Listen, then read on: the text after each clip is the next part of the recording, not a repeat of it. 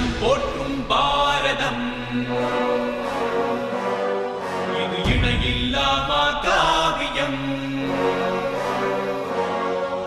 தர்ம அதர்ம வழியினிலே நன்மை தீமைக்கு இடையினிலே விளையும் போரினில் சத்தியம் வென்றிடுமா சக்தியையும் பக்தியையும் ஜென்மத்தின் முக்தியையும்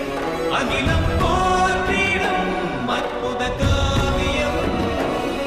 கிருஷ்ணனின் மகிமையும் கீதையின் பெருமையும் ஒன்றாக சங்கமிக்கும் புண்ணிய காவியம்